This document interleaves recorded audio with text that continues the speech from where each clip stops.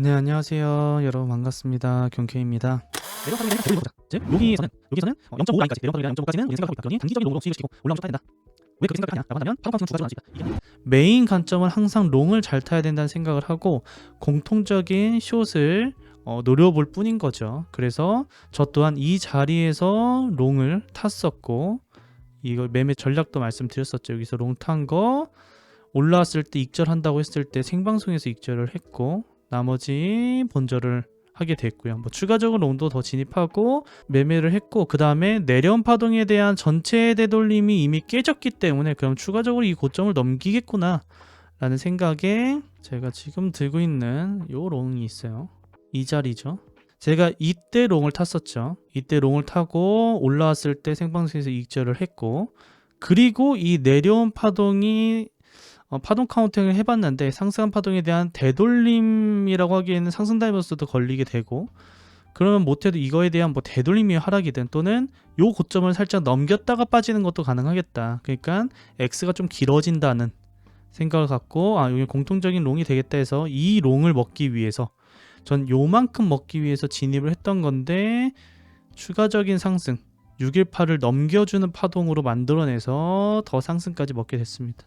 고점을 계속 상승 중에 있고 횡보하고 있기 때문에 추가적인 이 고점을 넘길 가능성이 높아지는 거는 언제든지 가능합니다. 그래서 되돌린 롱 위주의 매매가 메인이 돼야 되고 서브로 숏에 대한 공통적인 자리들을 타야 된다는 거죠. 아무튼 그렇게 해서 롱을 현재 여기서 유지하고 있고 부분 익절은 한 상황입니다. 그리고 뭐 메인 계좌는 아직도 롱은 계속 들고 있어요. 언제 익절해야 될지는 고점 넘기고 익절하거나 아니면 상승 추세가 깨지게 되면 또 할 거기 때문에 반엔 같은 경우에는 아직도 들고 있고 숏 또한 진입했습니다. 이게 지금 현재가고 그리고 이 저기 밑에 66,000에 아직 들고 있고 롱에 대한 건 그리고 숏을 진입했습니다. 숏도 공통적인 숏을 진입했는데 그에 대한 왜 여기서 진입을 했는지까지도 말씀드려보도록 할게요. 이렇게 두 가지의 포지션과 여기 단타 계정인 여기서 롱 들고 있는 거는 부분 익절을 한 후에 지금 홀딩 중에 있다. 또 숏 또한 진입해 있고 저기 밑에 있는 66,000에 있는 롱 또한 아직까진 들고 있다. 보시면 될 것 같습니다. 그렇다면 지금 이 자리에서 어떤 매매 전략을 세워야 되고 그리고 추가적인 카운팅적으로는 어떤 방향성을 가질지에 대해서 한번 보도록 할게요. 그 전에 좋아요 한 번씩 부탁드리고요. 일단 여기서 숏을 진입한 근거에 대해서 말씀드릴게요. 최근 방송에서도 말씀드렸듯이 이 고점을 넘길 가능성이 있어서는 여기 이전 불규칙 파동을 넘기면 가능하다. 그렇기 때문에 이 고점을 넘길 거라고 예상을 했고 요거 넘는 순간부터 그래서 롱이 있는 거는 조금 더 들고 갈 수 있는 여력이 생겼고 그럼 익절 라인은 다음 숏 자리까지였죠. 그래서 다음 숏 자리가 지금 현재 만들어졌고 그 숏 자리는 전치 되돌림으로 이어질 거다 라고 말씀드렸습니다. 그래서 내려온 파동에 대한 618 자리까지 바라보고 있었죠 우리. 그리고 그 618에 대한 손절 라인은 이전 X 파동 전에 내려왔던 파동 카운팅상 이게 한 파동이었고 그에 대한 X였고 333 파동 333 파동인 WXY에 대한 X 파동의 최고점이 손절 라인이 되고 그거에 맞는 숏 자리를 진입할 수 있다. 제가 진입한 위치가 618 자리고 손절 라인은 이 고점이기 때문에 타이트한 손절과 그리고 숏에 대한 수익까지 이어질 수 있다 라고 생각을 했고 소파동상의 하락 다이버스가 형성이 되어 있다.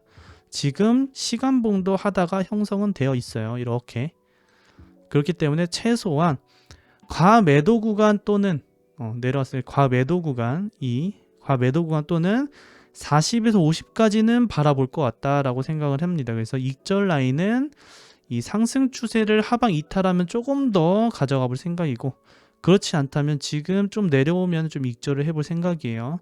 즉 단기적인 접근으로 일단 TP를 가져가고 나머지 상승 추세를 하방 이탈하게 되면 추가적으로 홀딩할 생각이다. 그 추가적인 홀딩은 이 저점을 깬다기보단 전체 되돌림으로 익절을 할 생각이에요. 즉 여기서 25% 내려와서 25% 익절하고 나머지 본절할 겁니다. 이게 지금 현재 숏에 대한 매매 전략이에요. 제가 지금 들고 있는. 그러면 추가적으로 지금 막 내려오고 있으니까 여기서는 어떻게 매매해야 되냐. 내가 지금 숏 갖고 있지 않다. 또는 롱을 갖고 있지 않다. 그러면 이걸 어떻게 매매해야 되냐에 대한 접근을 한번 해보도록 할게요. 일단 1시간 봉상에 이게 만약에 여기서 추가적인 하락이 있다면 어디까지 떨어질지, 그러니까 첫 번째 TP 구간이 중요하잖아요. 그래서 파동 카운팅을 앞에를 해볼 필요가 있어요. 그러니까 최소한의 파동 카운팅을 해본다면 두 가지 형태의 파동 카운팅이 가능한데, 그 중에 첫 번째 가장 좀 유력한 파동 카운팅은 기간 조정이 어딘지를 좀 체크를 해봤을 때는 누가 봐도 딱 보이는 곳이 있죠. 요 구간, 이렇게 파동 구간에 기간 조정을 만들어줬습니다.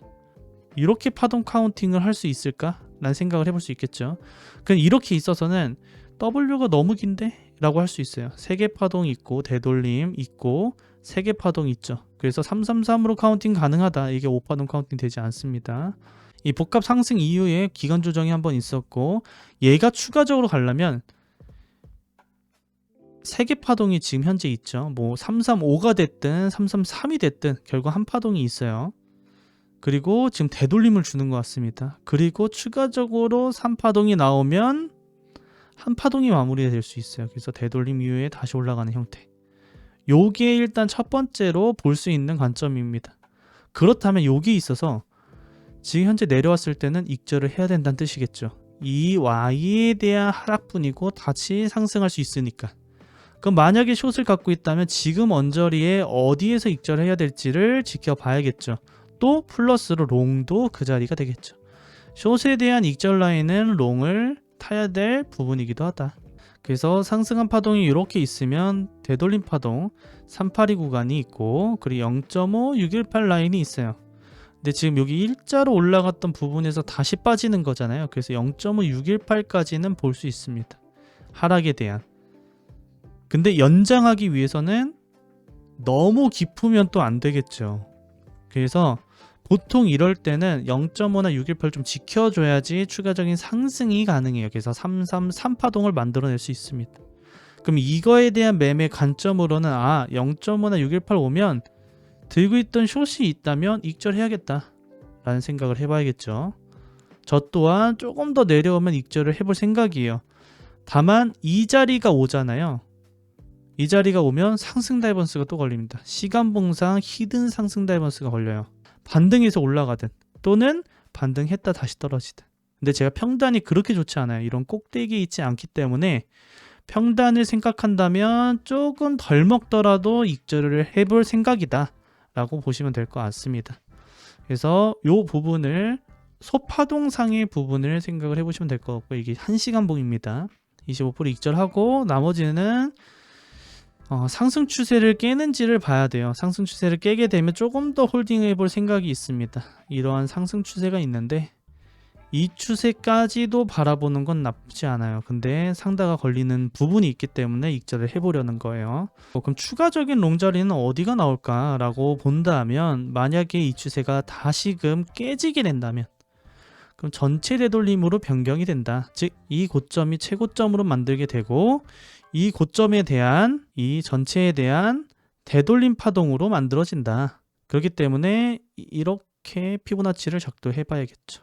그럼 이 피보나치 작도에 있어서 추가적으로 하락으로 내려오게 되면 이걸 깨면서 그럼 어디까지 올지에 대한 피보나치 값이 나옵니다. 그랬을 때 이전 파동들을 확인해 본다면 0.5를 하방 이탈하지 않으면 추가적인 반등이 있을 수 있는 건 이전 X파동의 매물대를 형성하고 있는 데가 38이랑 0.5 구간이에요. 그래서 가장 좋은 건 이 자리에서 반등을 해줘서 리테스트 받고 떨어지든 올라가든 이 구간을 먹을 수 있는 공통적인 자리가 좀 좋게 나올 것 같고, 깨지게 되면 조금 더 밑에서 받아야 됩니다. 뭐 7, 8, 6까지도 생각은 해봐야 돼요. 이전 매물대를 형성하는 구간이 깨졌다는 건 추가적인 매도세가 일어날 수 있다. 그러니 그런 부분들을 체크해 봐야 된다 로 접근할 수 있습니다. 그래서 382 0.5 구간쯤 상승 다이버스가 형성이 된다면 이 자리 깨면서 그러면 롱을 받아볼 수 있다.